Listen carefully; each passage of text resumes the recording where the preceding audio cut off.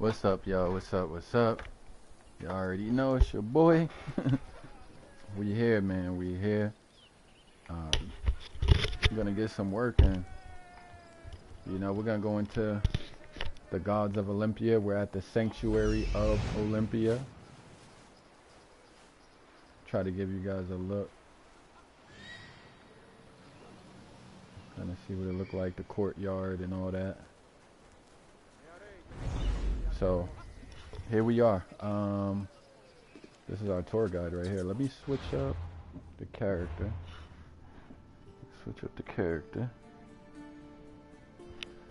Let's see. Who do we have here? We got a pirate named Cassandra. Who's Anthusa? Alright, she's fictional, a courtesan and friend to Alcibiades. Brasidas, a Spartan general. Let's get the Spartan general. We're going with him. So, discover Olympia's splendor under the watchful eye of the gods.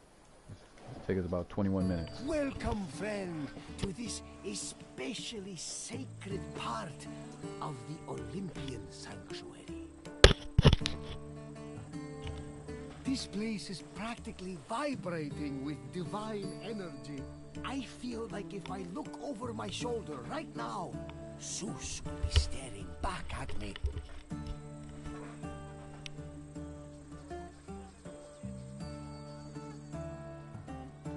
The sanctuary of Olympia was dedicated to Zeus, king of the gods. It had close connections to the divine, as you will see very soon.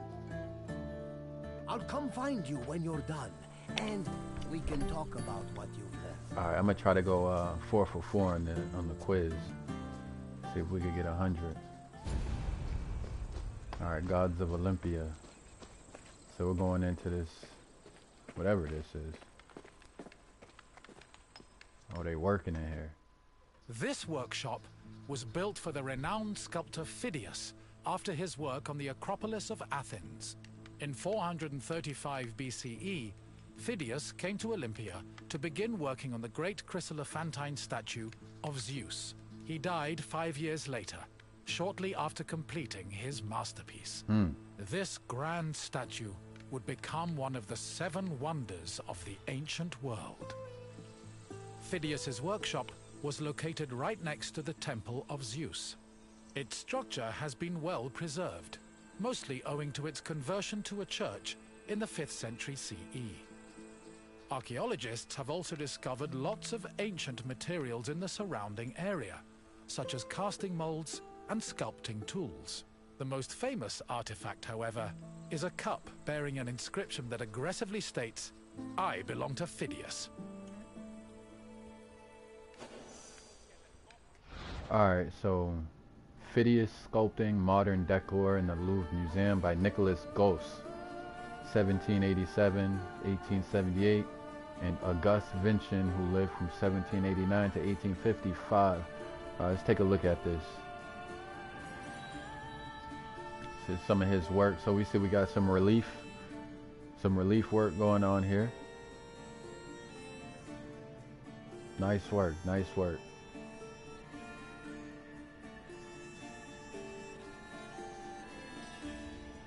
And seeing this, I could see where we get the style and depictions of a lot of those religious figures in Christianity. It looks damn near identical, the style.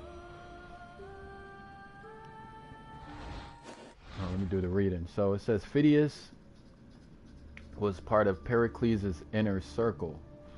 However, this did not prevent him from being accused of impiety and exiled from Athens. He was charged with stealing gold intended for the statue of Athena in the Parthenon, and for attempting to portray himself in Pericles on the shield of Athena. Okay. Many other friends of Pericles, such as Aspasia and Anaxagoras, who was I think he did some cartography, were also persecuted around the same time. Alright, so we see who the inner circle is. Pericles, Anaxagoras, Aspasia, and Phidias.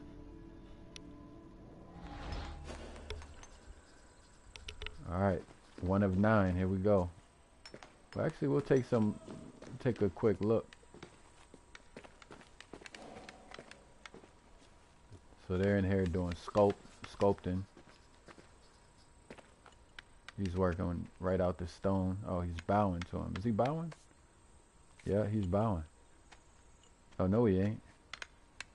What is he, thinking or something? I'm not sure.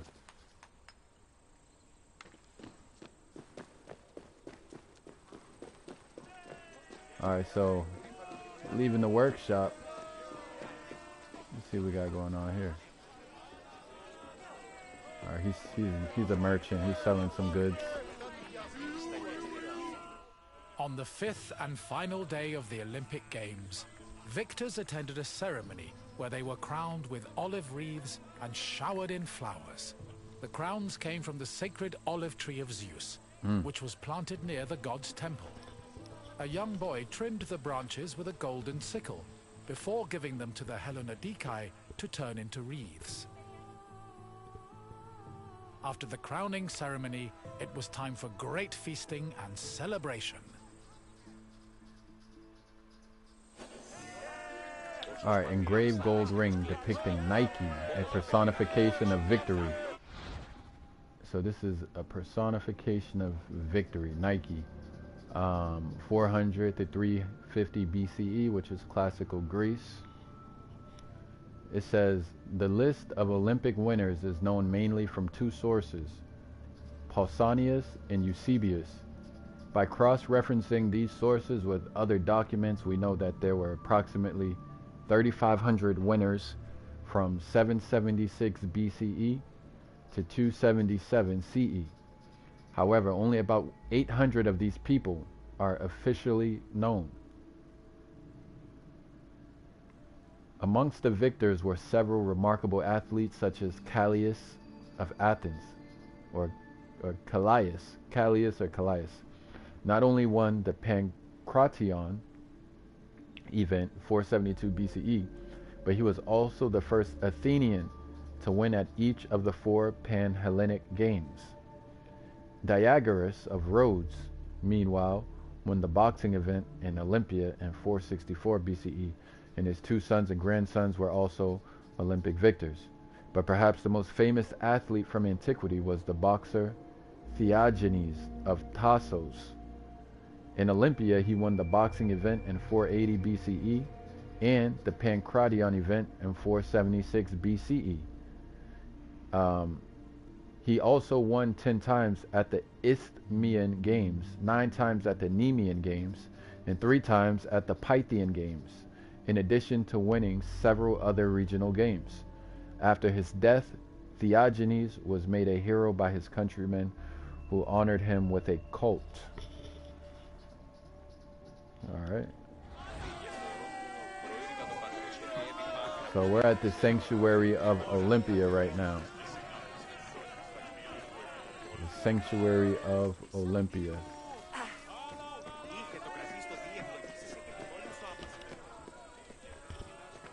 Salam, Kareem. What's up? Learning about the Greeks. Let's see some of their gods.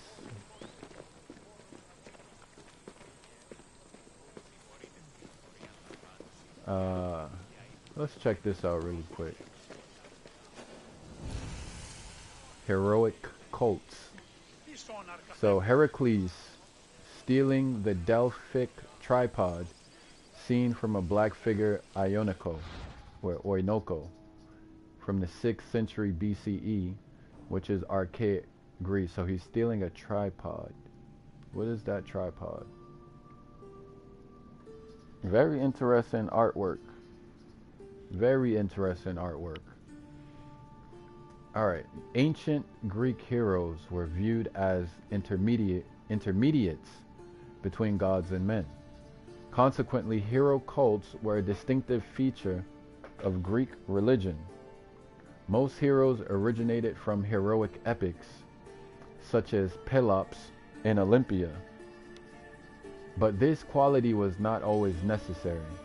For example, Erechtheus of Athens had a local hero cult without ties to an epic. On some occasions, extraordinary humans, such as the founder of cities, could also become the objects of a cult, like Brasidas and Amphipolos. Okay, so on occasion, extraordinary humans, such as founders of cities, could also become the objects of a cult. Okay. Hero shrines, or heroons, were often constructed around the hero's real or suspected tombs. Okay. One exception amongst hero cults was the cult of Heracles. Heracles was considered as much as god as hero, and his cult was widespread. There were many large sanctuaries dedicated to the demigod, such as the Heraklion in Thasos, where he was viewed as one of the city's protectors. The cult of Heracles. He was a god and a hero, and his cult was widespread. I want to know more about these cults, though. Like, what does it actually mean to be a cult? Kareem said, some say that the goddess Athena was a Berber origin that fled to Greece. I heard that about Medusa, right? Is that also true about Medusa?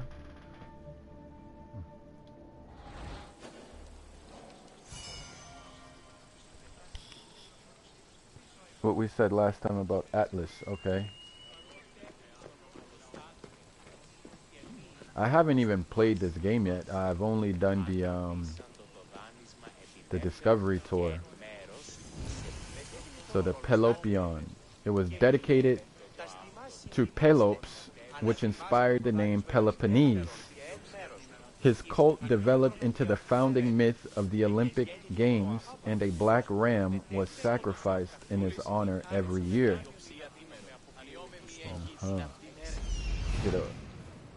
Oh, okay, so they would dedicate certain temples to these people.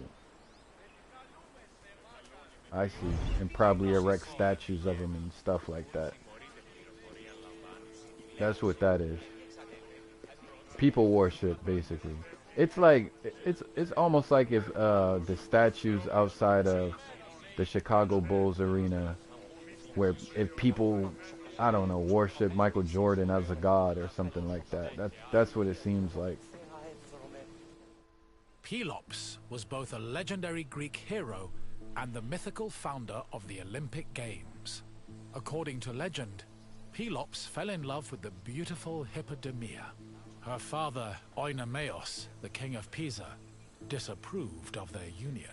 Having once heard a prophecy that he would be killed by his son-in-law, Oinomaos was known to challenge his daughter's suitors to chariot races, killing them when he won. Still, Pelops was determined to win Hippodamia's heart. Before the race, he enlisted the help of Poseidon, who gave him a golden chariot with 4 winged horses. Pelops was able to win both the race and the hand of his beloved, while Oinomaos was dragged to death by his horses. The start of this famous race was depicted on the eastern pediment of the Temple of Zeus. Interesting stuff. Alright, so we have a red figure crater with the scene of Pelops, Hippodamia, and Oinomaos. 4th century BCE, classical Greece. You said Poseidon is a Berber god as well? Really, Kareem? Okay. That's interesting. Yeah, I think I heard that they would they adopted some of the North African gods, yeah. Just like they did with the Egyptians, right? In Greek mythology, Pelops' father was Tantalos, the king of Sipylos in Lydia. The gods favored Tantalos and often invited him to their feasts.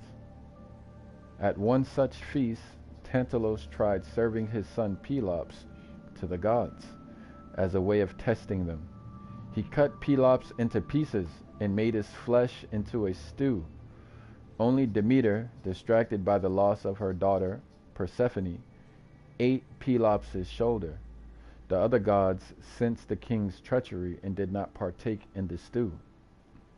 Zeus punished Tantalos by sending him to Tartaros, where he could not quench his thirst or sate his hunger. Any water or fruit he reached for shrank continually away from his grasp, serving as the origin for the word tantalize. With Tantalos taken care of, Zeus reassembled Pelops and brought him back to life.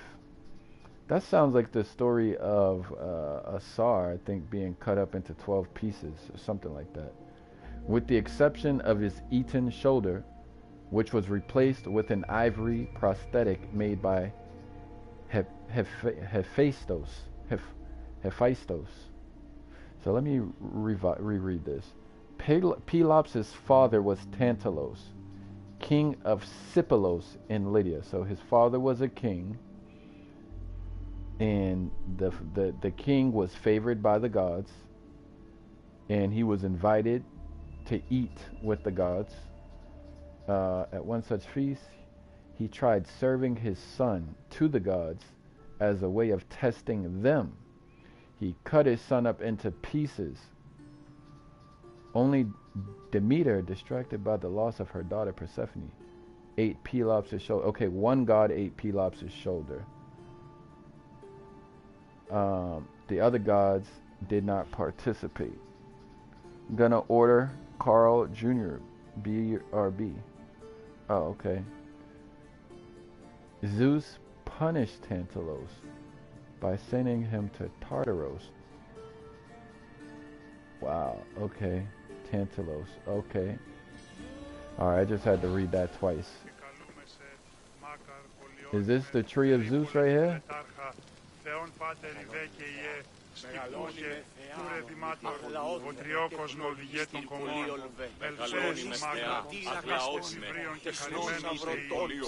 They worship him.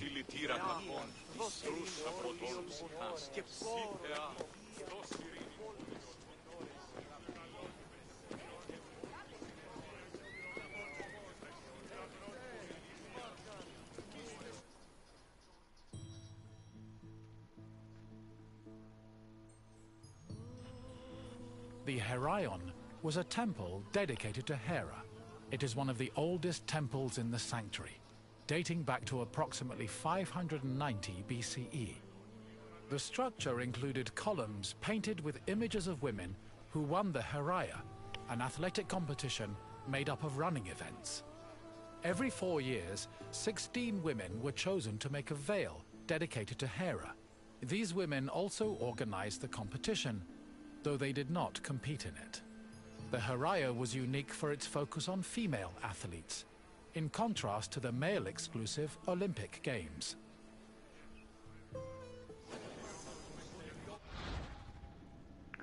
This is a stater of Elise for Olympia depicting Hera in the Thunderbolt, 400 BCE, classical Greece.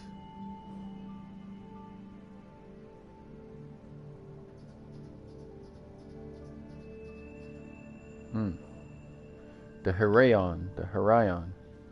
According to Pausanias, the Heraion was filled with several statues and votive offerings. Besides statues of Hera and Zeus, there was also a marble statue of Hermes holding an infant Dionysos, a masterpiece of the famous sculptor Praxiteles, which has survived to the present day. Other statues mentioned by the traveler have disappeared, including statues of the Hesperides, Athena, Apollo, Demeter, Kore, and more. Pausanias also described different offerings, such as the chest of Kypselos, the first tyrant of Corinth. When Kypselos was a baby, his mother put him in this chest to hide him from the Bacchiadae, who were seeking to consolidate their power in the city. As thanks to the gods, Kypselos later dedicated the chest to Olympia. The temple also contained the disk of Iphitos, which was inscribed with the truce put in place by Eleans during the Olympic Games.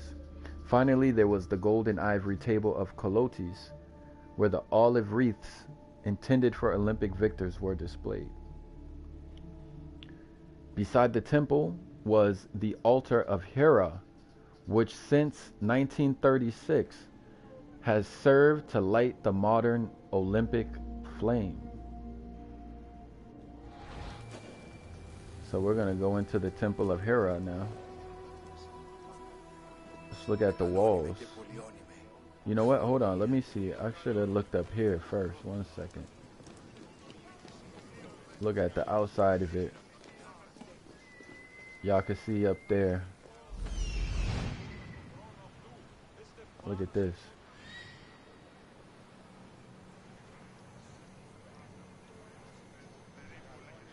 You can see that right there.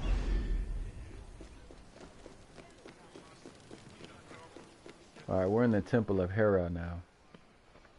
Let's check this out.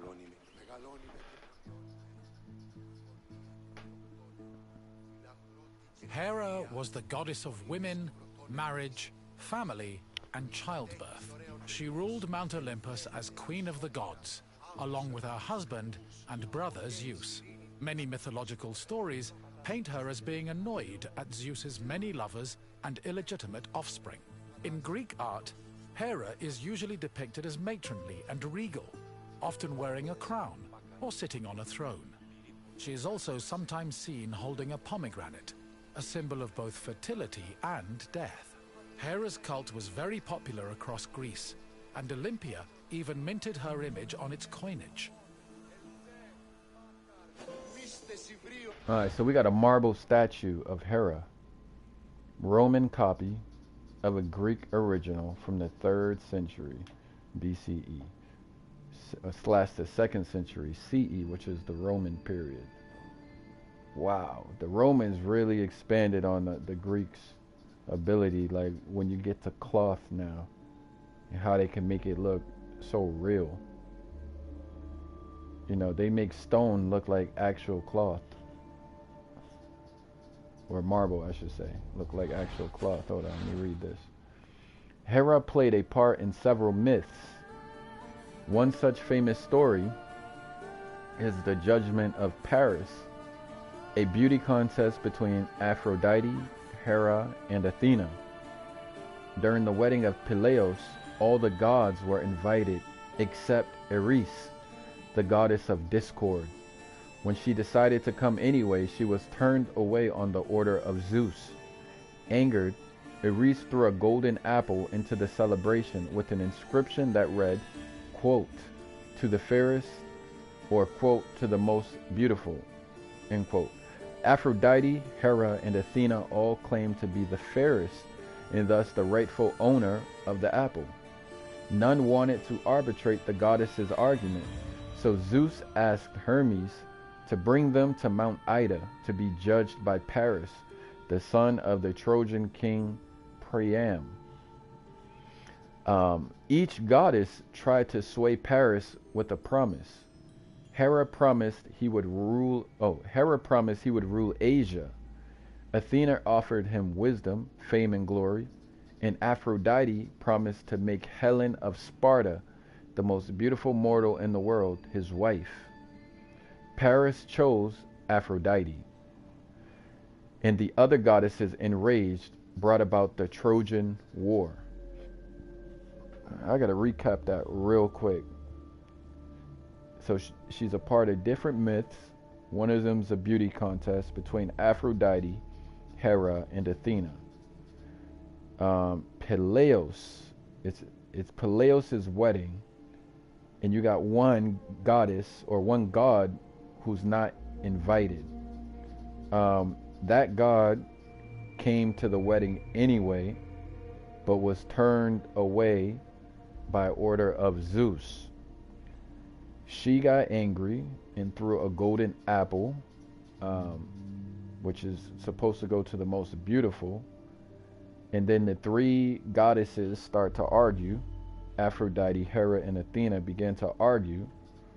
So Zeus made Hermes bring the three goddesses to Mount Ida to be judged by Paris, who was the son of the Trojan king Priam.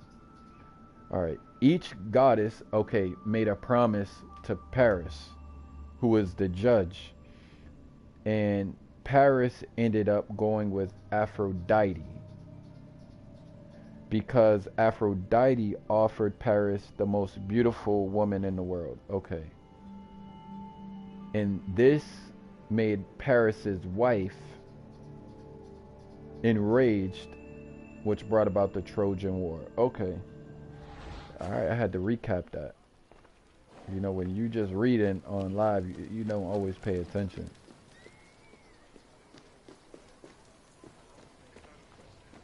Hold on, I'm just gonna cut through here. Oh shit, I'm sorry about that, miss. Didn't mean to do that to you.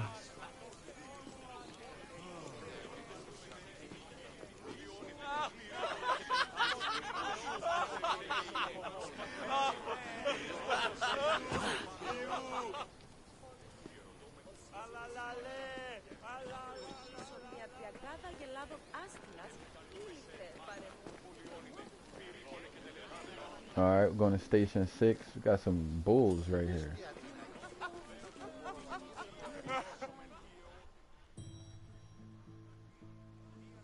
One of the highlights of the Olympic Games was a ceremony that took place on the third day of the festival. It began with a procession of athletes, ambassadors, Hellenodikai, and animals. The group made their way around the Altis until they arrived at the Temple of Zeus.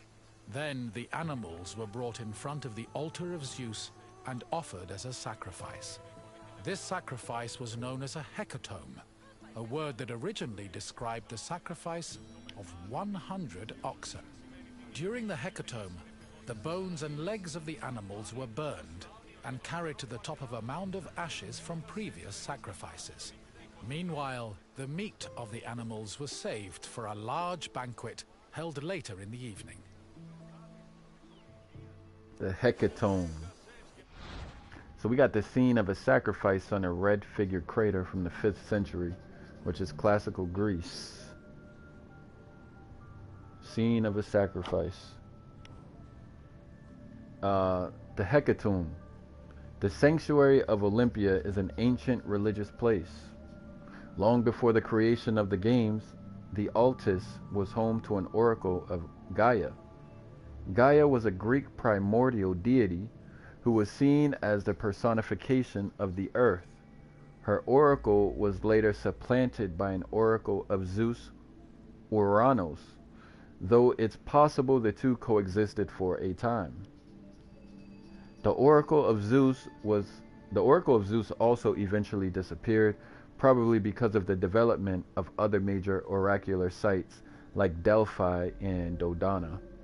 However, the divination continued to be practiced in Olympia in the form of soothsayers. Soothsayers were among the principal priests in Olympia. They engaged in a practice called hieroscopy, in which they studied the entrails of sacrificed animals to interpret the thoughts of Zeus. Interesting, I guess. I mean, a little weird. A little weird. Watch out, bro. What's going on over here? What is he doing? He's about to... Is this an instrument? What is this?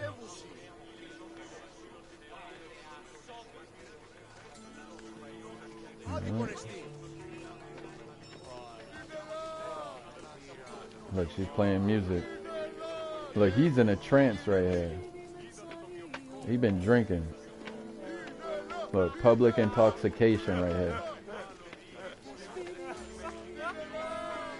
That's public intoxication right there. Look at this guy. Look at him.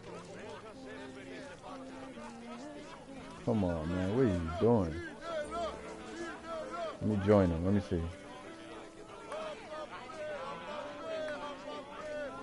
He just dancing.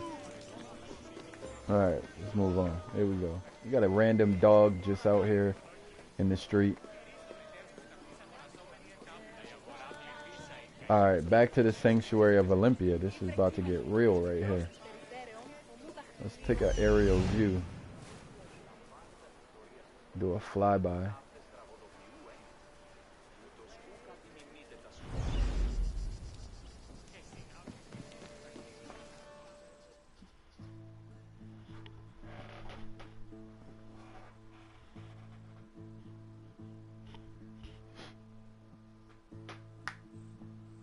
The Olympic Games were dedicated to Zeus, and all the ceremonies and events were hosted in his honor. It is no surprise that the largest temple in the sanctuary was the Temple of Zeus. While most temples were restricted to priests, the Temple of Zeus welcomed all who visited Olympia. This openness was most likely meant to show off the gold and ivory statue of Zeus that stood within the temple's walls. The building also featured art depicting both versions of the Olympic festival's founding myth. The eastern pediment showed a scene from the legendary race between Pelops and Oinomaos. The temple's metapiece, meanwhile, showed the 12 labors of Heracles, the other mythical founder of the games. Heracles again. So we got the metope, a metope from the Temple of Zeus depicting Heracles in the Cretan bull, 460 BCE, which is classical Greece. Temple of Zeus. Not only was the Temple of Zeus the largest temple in Olympia, it was also the largest temple in all of the Peloponnese region.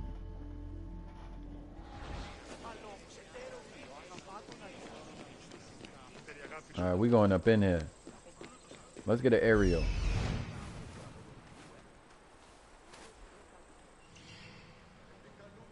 That's Zeus right there. Pull up on Zeus. Hold on, what can I do right here? Oh, you just sat down randomly? She's cleaning. Oh, it's beautiful in here though. Kind of look like the Egyptian architecture. For sure, I see that commonality, and even the colors they use in the material is very, very similar. Yeah, they did. They built great temples. To me, it reminds me a lot of the Egyptian work, at least the inside, like the columns, for example.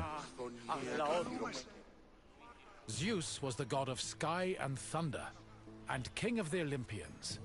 He ruled the world from his home on Mount Olympus. The child of Cronus the Titan, Zeus overthrew his father and cast the Titans out in a great battle known as the Titanomachy. He had children of his own with his wife Hera, including Ares, Hephaestus, Hebe, and Eileithyia. He also had many children without Hera, much to her consternation, but there are too many to list here. Zeus was believed to have control over the lives of mortals, as his many epithets attest to. For example, his title Horkios made him a keeper of oaths, while Xenios was the name conferred to him as a protector of hospitality. In Greek art, Zeus was usually depicted holding a thunderbolt and sitting on a throne, befitting his position as king. So we got the abduction of Europa by Zeus in the form of a bull seen from a red figure vase, 450 BCE, classical Greece. So that's Zeus in the form of a bull, and this is Europa. Kareem, is Europa, is she a Berber as well? I know you said Poseidon is Berber. And we talked about Atlas and, okay. Some say that the goddess Athena, you also said Athena was possibly Berber. Alright, Zeus's numerous extramarital dalliances with mortal women provoked the rage of the very jealous Hera. They also resulted in the birth of many Greek heroes. Zeus would often transform himself for the purpose of seduction. For example, he approached Antiope as a satyr, transformed into a swan for Leda, and changed to a bull for Europa. Sometimes he even impersonated other humans, like when he appeared to Alcmene as her husband, Amphitryon, an act of deception that led to the birth of Heracles. Okay, so Heracles is the son of Zeus. Okay. You said, I don't think so for Europa. Ma be Gaia, Athena, Poseidon, Amun. Μεγαλώνει με θεά, αγλαώτη με, τεχνών μύτηρ, πολύολβε, πολυλίστη λυτήρα κακών, εις τρούσα βροτών. Look, they worshiping. Don't that look like an Egyptian priest right there? That's an Egyptian priest right there. That looked just like the Egyptian priest. Right? What's the difference? These are just like the priests in Egypt. Same thing. The Temple of Zeus was home to the chryselephantine statue of Zeus, one of the 7 wonders of the ancient world. The statue, made of gold, ivory, and wood, was sculpted by the renowned artist Phidias. At 13 meters tall, it was as impressive looking as it was difficult to maintain. Oil was used to protect the wood and ivory from cracking and to prevent general decay. While the statue does not exist today, it was thankfully described by Pausanias Like the in video, great like the detail, video. so its legacy lives on. Like the video. Like the video. Come on. Alright, this is a Roman era bronze copy of the chryselephantine statue of Zeus by Phidias. So we're getting back to Phidias again. This is anywhere from the 1st to 2nd century CE, the Roman period. I like this. This is dope. Shouts out to Phidias, man. The 7 wonders of the ancient world is a list of 7 remarkable constructions from antiquity. The oldest version of this list dates back to the 2nd through 1st centuries BCE and is attributed to Antipater of Sidon. Incredibly, the oldest of these wonders is also the only one to have survived, the Great Pyramid of Giza. All the others were destroyed, including the Lighthouse of Alexandria, the Mausoleum at Halicarnassus, the Temple of Artemis of Ephesus, the Hanging Gardens of Babylon, and the Colossus of Rhodes. The Colossus of Rhodes was the last built in 280 BCE and the one with the shortest lifespan, as it was destroyed by an earthquake about 50 years later. It's good information. Hit the like, hit the like. Good information. This is by Phidias right here. It's a Roman copy of Phidias's work. Phidias is the great sculptor, as we all know, that was accused of something immoral, something impiety. I think impiety is what they said. All right, damn, we finished the tour. We're going. Hold on, let's pull up on Zeus real quick. Look, we're gonna climb up there. Hold on, we gotta see Zeus up close. Dang, I can't get up there. Look, we chilling with Zeus, y'all. What's good, Zeus? I'm on top of Zeus's head right now. Pause. Look at Zeus. This is crazy, right? Look at this. I'm chilling with Zeus. What's good, Zeus?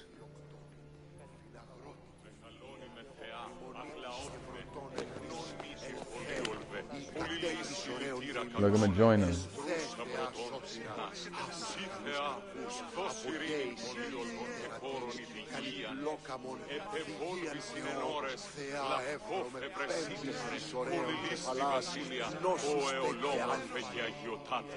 Look at them.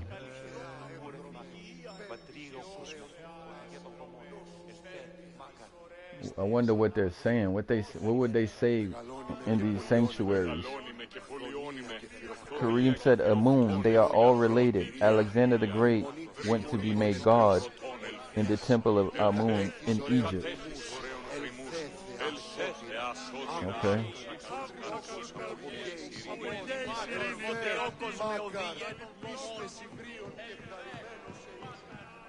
Alright, we gotta take this quiz. And then I'm gonna get off because I'm tired.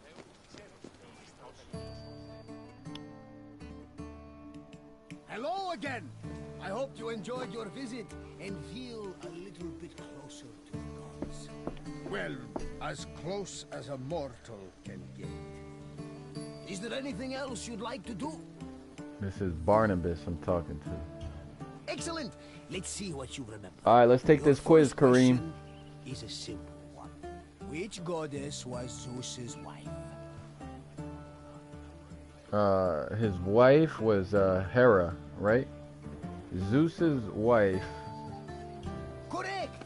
Not was only Hera. was Hera Zeus's wife, she was his sister as well. Oh shit. But let's move on to the next question. What kind of contest did Pelops win in his quest to marry Hippodamia? Damn. I think it was a chariot race. Yes, Pelops won a chariot race, thanks to Poseidon's help. And now, the final question. That's it? 3 What questions? was inscribed on the cup found near Phidias' Ooh, workshop? I don't know. What was it? Oh, no, hold on. It was, damn. Was it I belong to Phidias or keep calm and create winner? Oh, man, I don't even know. I'm gonna guess it says I belong to Phidias. I don't remember. Correct! Okay. Apparently, Phidias was very possessive of his things. Perhaps someone from the sanctuary kept stealing them. But I'm getting off track. Excellent work, friend! You honor the gods with your great wisdom. That was cool, man. Farewell for now, my friend. Farewell, farewell.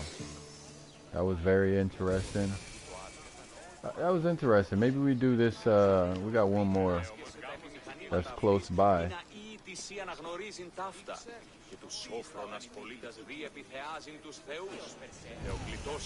Orating contest. So we got portraits of philosophers, 509 to 27 BCE, the Roman Republic period. This is a photo from the British Museum in London. Alright, so let's find out more about these orator contests. I like this image right here though. I might make this the thumbnail. What y'all think?